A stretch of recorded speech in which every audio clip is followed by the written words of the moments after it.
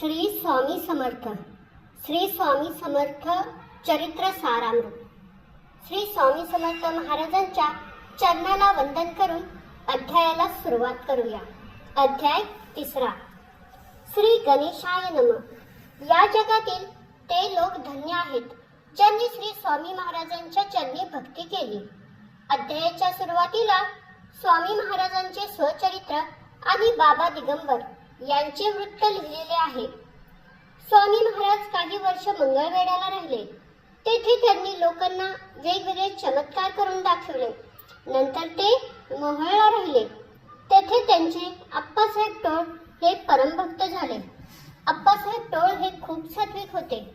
श्री स्वामी चरित्र सारामृतामध्ये त्यांचे वर्णन थोडक्यात केले आहे. जास्त वर्णन केले तर हा ग्रंथ साता समुद्रासारखा पसरेल. एकदा श्री स्वामी महाराजांना घेऊन आप्पासाहेब टोळ अक्कलकोटला निघाले. रस्त्याच्या मध्येच त्यांच्या लक्षात आले की आपली महत्वाची गोष्ट घरी विसरली आहे. त्यामुळे आप्पासाहेबांना अर्ध्या रस्त्यामधूनच घरी यावं लागलं. त्यांनी आपल्या सेवकांना आज्ञा केली, जोपर्यंत आम्ही परत येत नाही तोपर्यंत स्वामी महाराजांना सोडू नका, येथेच मुक्काम करा. आप्पासाहेब परत गेल्यानंतर श्री स्वामी महाराज पुढे जाऊ लागले. त्यावेळी सेवकांनी खूप विनंती केली, पण स्वामी महाराजांनी कोणाचेच ऐकले नाही. तेथून निघाले ते थेट अक्कलकोटच्या वेशीवर येऊन बसले. त्यावेळेला तेथे एक मुसलमान गृहस्थ आला आणि स्वामी महाराजांची चेष्टा करायला लागला. त्यावेळी स्वामी महाराजांनी काही वेगवेगळे चमत्कार करून दाखवले. ते पाहून आजूबाजूच्या लोकांना वाटले की हा कोणीतरी साधू पुरुष आहे. तेथून स्वामी महाराज थेट चोळप्पांच्या घरी आले. चोळप्पांची पूर्वपुण्याई म्हणून श्री स्वामी महाराज त्याच्या घरी राहत होते. स्वामी महाराज ईश्वराची मूर्ती आहेत म्हणून चोळप्पा त्यांचा आदर करत होता. स्वामी महाराज घरी आल्यापासून चोळप्पाचे भाग्यच उघडले होते. स्वामी महाराज आल्यापासून जशी काही लक्ष्मीच आपल्या घरी आली आहे तशी त्यांची आर्थिक परिस्थिती सुधारू लागली.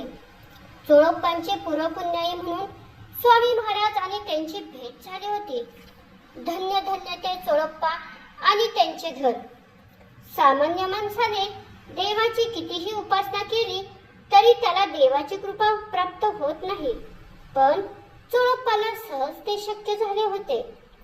कितीतरी लोक देवाची साधना करतात, योगाभ्यास करतात, कित्येक जण उपवास धरतात, मौन साधना करतात, कोणी संसार सोडून संन्यासी होतात, तर कोणी पर्वतावर जाऊन तपश्चर्या करतात, कोणी कीर्तने करतात, तर कोणी पूजा, होम हवन, यज्ञ करतात, कोणी लोकांना उपदेश देतात, भजन करतात, ब्राह्मण भोजन करतात, मंदिरे बांधतात. पण सर्वांना देव भेटतो असं काही नाही. मनामध्ये भाव नसेल तर सगळेच व्यक्त आहे. पण चोळप्पाने यातील काहीच केले नाही. तरी सुद्धा स्वामी महाराज त्याच्या घरी राहत होते. चोळप्पाची भक्ती पाहून श्री स्वामी महाराज त्याच्या घरीही राहत होते आणि भोजनही करत होते. तेव्हापासून चोळप्पा श्री स्वामी महाराजांची जास्तच सेवा करू लागला होता. त्यावेळेला अक्कलकोटचे राजे मालोजी राजे होते.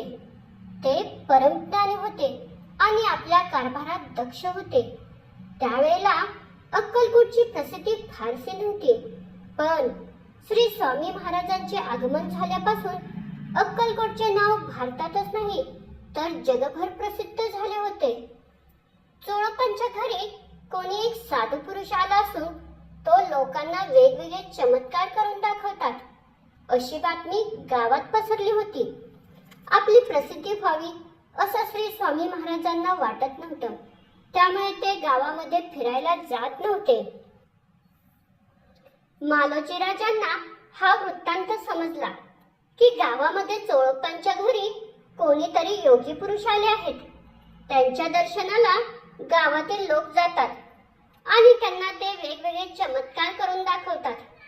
मालोजी राजांना खूप आश्चर्य वाटले.